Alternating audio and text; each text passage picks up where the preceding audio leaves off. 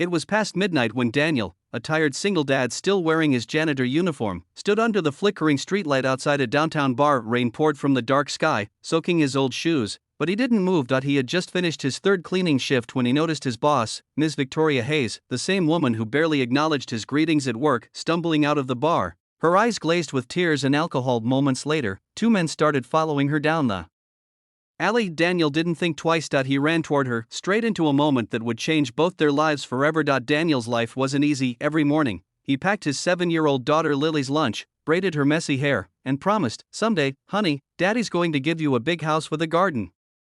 But for now, all they had was a one-room apartment with flickering lights and a dream that kept him going. At work, he was invisible. Victoria Hayes, CEO of the company, was known as the Ice Queen.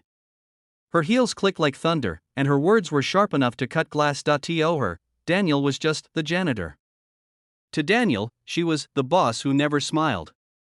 That night, as he locked up the building, he saw her car still parked outside. He thought it was strange she never stayed late without security. Hours later, as he walked home through the rain, he saw her again, outside the bar across the street, holding her heels in one hand and her phone in the other. Her lipstick was smudged, her eyes were red, her shoulders trembled as if she was holding the world's weight. He watched from afar until he noticed two men, rough, drunk, whispering to each other, following her. "Ma'am," he called out. She didn't respond. Then one of the men reached for her arm. Daniel ran. "Hey! Leave her alone," he shouted, grabbing the man's wrist. A fist came flying toward him. He blocked it. Barely. The other man shoved him hard against the wall. Victoria turned, dazed. "Daniel," she murmured, recognizing his uniform under the dim light. He didn't stop until both men ran off into the night. Then he turned to her. "Ma'am, you okay?" Her voice cracked. "Why did you do that?" He shrugged, breathing hard. "Because no one deserves to walk alone when the world's this cruel." She stared at him, a man she had never once looked at properly, and for the first time, her eyes softened. "I can't drive," she admitted weakly. "Can you take me home?" Daniel nodded. He walked her to her car, opened the door, and helped her inside. She fell asleep halfway home, head resting gently on the window. When they reached her mansion, he carried her to the door, rang the bell, and handed her off to the startled housekeeper. Before leaving, he whispered to the housekeeper, "Tell her I hope she's okay. She doesn't have to thank me." Then he walked away through the rain, back to his world, the small apartment, the cold noodles waiting on the stove, and his daughter fast asleep with her teddy bear. He thought she'd forget by morning. People like her always did. The next morning, Daniel clocked in early as usual.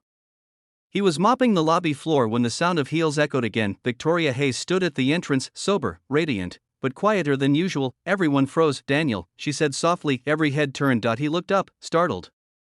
"Yes, ma'am? Come with me." He followed her into her office, the one with the glass walls and skyline view. He had never been inside before. She turned to him. "You saved me last night." He shook his head. "Anyone would have done it." "No," she said firmly. "No one else did." There was silence, then she asked, "You have a daughter, right? Lily?" He blinked, surprised. "How do you know that?" She smiled faintly. "You talk about her when you think no one's listening." She opened her desk drawer, pulled out an envelope, and slid it across. Inside was a promotion letter and a check. "Enough to change their lives." "I can't take this," he began. "It's not charity," she interrupted. "It's a recognition. For courage, loyalty, and heart. Qualities this company and I forgot to value." His throat tightened. "Thank you, ma'am."